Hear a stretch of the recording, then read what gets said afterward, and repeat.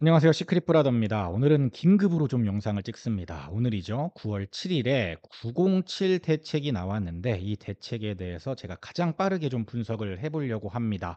이 피트 보이시죠? 빨리 집을 사셔야 될 것 같은데요. 라는 주제로 한번 영상 촬영을 해보도록 하겠습니다. 아마 구체적인 이제 그 분석 영상 같은 경우는 앞으로 계속 나올 건데 여러분들이 진짜 궁금해하는 건 하나하나의 대책이 어떻게 나왔는지 보다 과연 여러분들이 앞으로 이 대책 이후에 어떻게 행동해야 되느냐이기 때문에 그거에 대해서 좀 포커싱을 해가지고 제가 오늘 영상 촬영을 빠르게 해서 바로 업로드를 좀 해보도록 하겠습니다. 자, 보시면 주택 공급 확대 방안이 이제 9월 7일 오늘자로 나왔고요. 보시면 제 이제 블로그 이제 성공한 영의 비밀 일기장이라는 시크릿 브라더라고 검색하시면 제 블로그가 나옵니다. 블로그에 오시면 PDF 파일을 바로 이제 받아보실 수 있고 제가 세 가지 키워드로 좀 요약을 해봤습니다. 자, 첫 번째 이제 보기 전에 일단 이거부터 봐야 될 것 같아요. 일단 제가 결과부터 좀 요약을 해 봤습니다. 기대 효과 및 향후 계획이 수도권에서 30년까지 매년 27만 호, 총 135만 호 규모의 신규 주택을 착공 추진하겠다. 이거는 매년 11만 호가 순증하는 효과이다 이겁니다. 그러니까 매년 27만 호를 새로 짓겠다라는 건 아니고 매년 11만 호 정도가 평균적으로 늘어난다.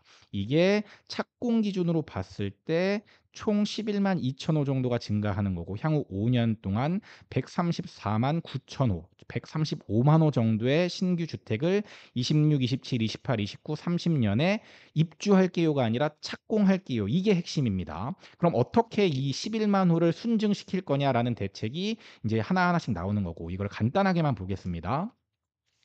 보시면 이제 LH가 직접 시행해 가지고 주택 공급을 조금 더 빠르게 할게요 이겁니다. 이렇게 해서 30년까지 수도권에 총 7만 5천 호 플러스 알파를 추가 착공할 겁니다. 이거 입주 아니고 착공이죠. 제가 첫 번째 키워드로 보는 게 입주가 아니다 착공입니다. 요겁니다. 여기에 포커스를 해 가지고 좀 보시면 될 것 같아요. 보시면 여기에 이제 여러 가지들이 나오는데 수도권 공공택지의 주택 공급을 확대할 거고 여기에 이제 3기 신도시 들어가고요. 그다음에 중소형 공공택지 76개소에 85만 8천 호가 돼 있는데 여기에 신규 택지를 이제 발표합니다. 이건 예전에 다 발표가 돼 있었던 겁니다. 그런데 여기에 추가적으로 이런 것들을 내가 빨리빨리 할게요 이겁니다. 그래서 당초에는 30년까지 수도권 공공택지 25만 1,000호였는데 이거를 37만 2천 호까지 늘릴 겁니다. 요 이제 계획이 들어가 있는 거고 여기에 대해서 좀 더 구체적으로 이제 보는 것들이 아래에 나오는 것들입니다. 보시면 저는 좀 이게 가장 신박했던 것 같아요. 노후 공공임대 주택을 전면 재건축하겠다. 그러니까 우리가 뭐 영구임대 같은 거, 공공임대 이런 주택들 30년 이상 된 이런 영구임대 주택들을 이 수도권에 2.3만 호를 착공하겠다 이겁니다. 그래서 보통 어디 있느냐면 강남의 수서 쪽에 이제 영구임대 단지들 있죠. 그리고 강서 쪽, 이제 가양 쪽이죠. 그다음에 노원에 뭐 상계, 중계, 하계 이쪽들의 영구임대 단지들, 그다음에 공공임대 단지들이 있습니다. 이 노후된 공공임대 단지들을 중산층도 입주 가능한 양질의 공공임대랑 분양으로 혼합단지로 해가지고 공급을 하겠다 이겁니다. 이게 수도권의 2.3만 호 정도가 되는 거고 이걸 착공시키겠다 이런 거죠. 30년까지. 그다음에 이제 공공청사 이런 얘기들은 많이 그전에 나왔었죠. 노후 공공청사라든지 그러니까 뭐 노후된 구청 이런 것들입니다. 그리고 국유지 같은 것들을 재정비해서 이것도 30년까지 수도권에 2.8만 호를 착공시키겠다. 아직 착공한 게 아닙니다. 착공시키겠다라는 겁니다. 그래서 체계적 사업 추진을 위한 거버넌스를 구축하고 국가 주도 사업으로 추진력을 빠르게 하겠다. 요겁니다. 그리고 보시면 이제 학교 용지를 활용하겠다. 그다음에 뭐 폐교 부지 이런 것들이 있습니다. 그리고 미사용 학교 부지. 왜냐면 요즘에 이제 학교 같은 것들이 학생 수가 줄어들면서 이제 아예 안 쓰는 학교들도 이제 폐교한 학교들이 있으니까 그런 것들을 활용하겠다라는 거고. 그다음에 도심 내 유휴 부지 같은 걸 활용하겠다. 국공유지 있고요. 그다음에 유휴 부지, 뭐 생활 SOC 주택 이런 것들을 복합 개발해 가지고 서울에 4천 호를 착공하겠다. 이런 것도 있고. 그다음에 철도 관련 부지들도 개발해 가지고 이것도 주택으로 만들겠다. 대학교의 유휴부지들이 있는데 이것도 이제 수도권에 4개 정도가 있는데 이것도 활용하겠다. 그리고 공공의 이제 도심 복합 사업 시즌 2를 통해 가지고 수도권에 5만 호를 30년까지 또 착공하겠다 요거죠. 그리고 1기 신도시도 더 빠르게 해 줄게요. 이거고 3기 신도시도 더 빠르게 할 겁니다. 그러니까 정부가 할 수 있는 거는 정말 다 끌어모은 겁니다. 그렇게 해 가지고 쭉 해 가지고 결론적으로 뭐다? 핵심은 이겁니다. 수도권에 내가 매년 11만 호를 더 착공할 거예요 이겁니다. 입주가 당장 26 년에 27 년에 당장 될 겁니다 이게 아니라 매년 11만 호를 더 착공해 보도록 노력하겠습니다. 어떻게? 속도를 더 빠르게 하고 유휴부지 같은 거 활용하고 모듈러 주택 이런 것들을 활용하고 그다음에 단기간에 인제 공급할 수 있는 오피스텔이라든지 도생 이런 것들을 최대한 빠르게 공급해 가지고 공급을 맞추겠습니다. 이겁니다. 자 그럼 인제 여러분들이 대략적인 내용은 아셨고 이거에 대한 구체적인 분석 영상들은 앞으로 다른 유튜버들이 올릴 테니까 그럼 여러분들이 어떻게 앞으로 의사결정을 해야 되는지부터 보자고요. 전 이렇게 생각합니다. 지금 제가 계속해서 쭉 보여드린 것의 핵심은 뭐냐? 입주가 아니라 착공이었죠. 이번 공급 대책의 키워드는 착공입니다. 그러니까 정부에서도 알아요. 입주는 단기간에 될 수 없어. 이건 너무나도 잘 알기 때문에 그래서 프레임 자체를 입주의 프레임에서 착공의 프레임으로 바꿔버렸습니다. 내가 언제까지 몇만 호를 입주시키겠습니다. 이게 아닙니다. 왜냐하면 언제까지 입주시키겠습니다. 이거는 거짓말이고 사람들이 안 믿는 걸 알기 때문에 내가 이때까지 착공 계획을 밝혔던 거를 더 많이 착공하겠습니다. 이걸로 바꾼 겁니다.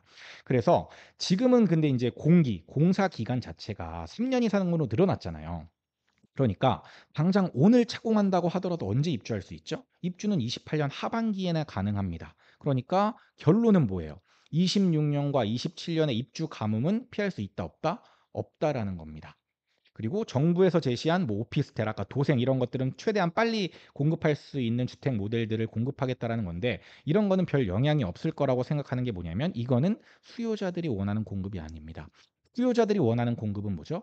서울 핵심지의 아파트, 브랜드 아파트죠. 대규모 이제 세대 수가 많은 브랜드 아파트를 거기서 살고 싶어 하는 건데 오피스텔이나 도생 이런 것들은 대체재가 될 수 있긴 하지만 사람들이 원하는 주택은 아니라는 거죠.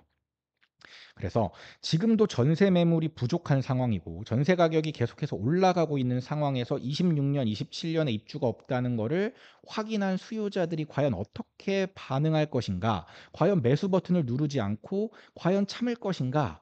제가 생각했을 때는 아닌 것 같다라는 거죠. 자, 두 번째 이유입니다, 이게. 자, 두 번째는 이번 대책이 정말 많은 보시면 이게 이제 PDF 파일인데 쭉 보시면 페이지가 되게 많습니다. 보시면 끝에 페이지가 인제 뭐 52 페이지니까 총 인제 내용이 나와 있는 것만도 40 페이지가 넘는데 이렇게 많은 내용들을 담았습니다. 정말 읽어 보시면 '아 정부가 끌어모을 수 있는 걸 정말 다 끌어모았구나.' 이런 생각이 들거든요. 이번 대책에 정말 모든 게 다 들어 있습니다. 3기 신도시 관련된 내용도 있죠. 1기 신도시 빠르게 한다는 내용도 있고 공공 임대주택 뭐 영구 임대주택 이런 걸 활용한다라는 내용도 있었고 그다음에 정비 사업의 사업 속도도 개선하겠다 이런 내용도 있었고요. 그다음에 정부가 활용할 수 있는 유휴부지, 학교 이런 것들 다 활용하겠다. 모듈러 주택이라는 것도 새로 도입해 가지고 최대한 빠르게 인제 공급을 하겠다. 오피스텔 이런 것들도 다 나와 있습니다. 정말 할 수 있는 걸 다 때려 넣었다라는 생각이 들어요. '과연 이거보다 더 대단한 공급 대책이 나올 수 있을까? 과연 이거보다 현실적인 공급 대책이 나올 수 있을까?'라는 겁니다. 그런데 관건은 이거죠. '과연 시장이 이 공급 대책을 보고 어떻게 반응할까?' 과연 수요자들이 이 대책을 보고 매수 버튼을 누르지 않고 매수를 뒤로 미루고 과연 나중에 매수를 할 것인지 아니면 '별거 없네.'라고 생각하면서 다시 시장으로 뛰어들 것인지 이거를 결정하게 될 텐데 저는 후자의 확률이 높다라고 보는 거죠. '정말 짜내고 짜냈는데도 이거밖에 안 돼?'라는 반응이 분명 나올 것 같다라는 겁니다. 그만큼 시장에 임팩트를 줄 수 있는 대책은 전 아니라고 생각을 하는 거죠. 자 그러면은 공급 대책은 물론 인제 내가 할 수 있는 거를 다 끌어모으고 정말 착공을 더 늘리고 이거는 오케이 알겠어. 정부의 의지는 알겠어. 그런데 내가 당장 수요를 누를 수 있는 거는 사실은 가계부채 대책 요런 거거든요. 수요를 누를 수 있는 수요 억제책이 나와야 되는데 이 수요 억제책까지 같이 나왔습니다, 이번에. 그런데 이 수요 억제책 또한 임팩트가 세지 않다라는 거죠. 핵심만 요약하면 이겁니다. 규제 지역에 지금 규제 지역 해 봤자 강남 3 구랑 용산이죠. 근데 규제 지역의 LTV를 50 에서 40%로 하향 조정할게요. 그런데 규제 지역 지금 뭐 50%든 40%든 어차피 대출이 6억 까지밖에 안 나오는데 그건 변하지 않지 않습니까? 그러니까 저는 이게 별로 임팩트가 없다라고 보는 겁니다.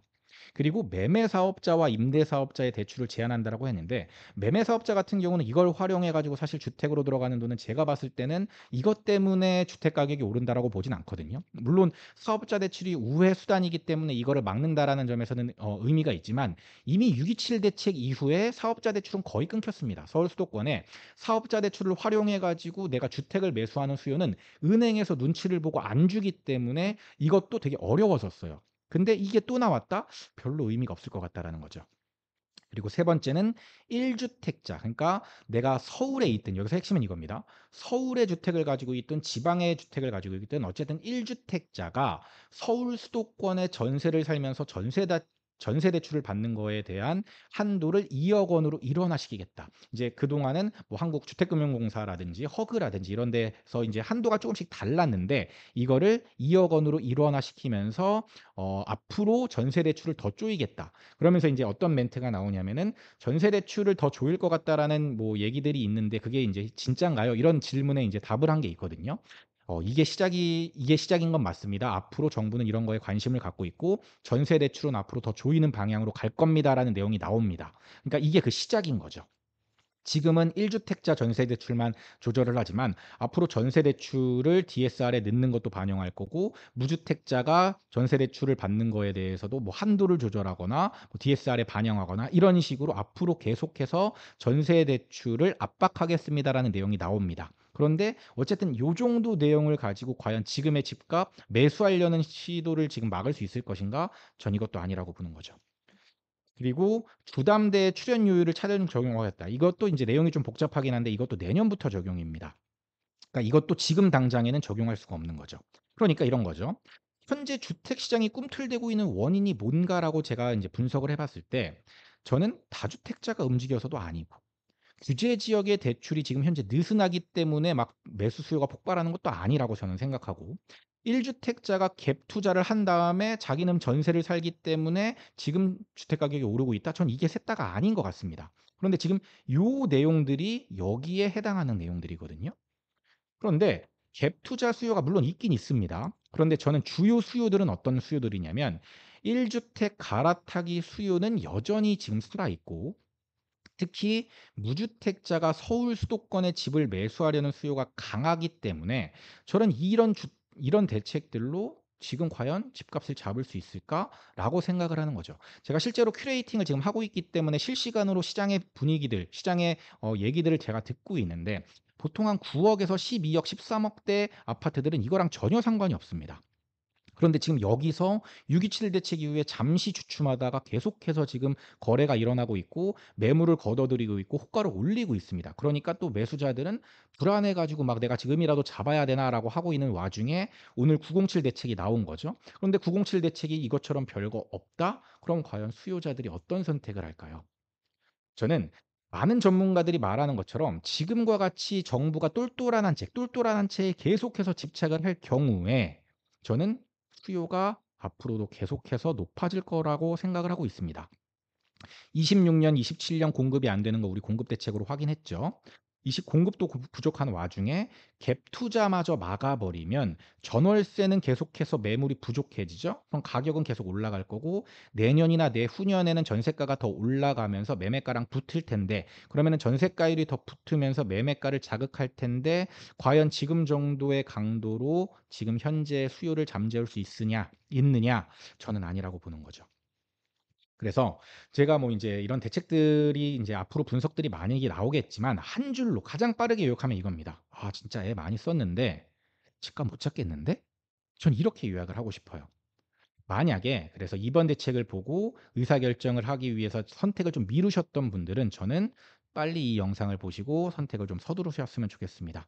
그리고 그 선택을 제가 도와드리기 위해서 큐레이팅 진행하고 있으니까, 뭐 블로그나 유튜브나 이런 댓글에 인제 제 큐레이팅 주소 나와 있거든요. 아니면 네이버에 시크릿 브라더 치시면 강의 사이트 나오고 거기에 큐레이팅 신청하는 게 있으니까, 거기서 바로 신청하셔 가지고 빠르게 좀 의사결정을 하셨으면 좋겠습니다.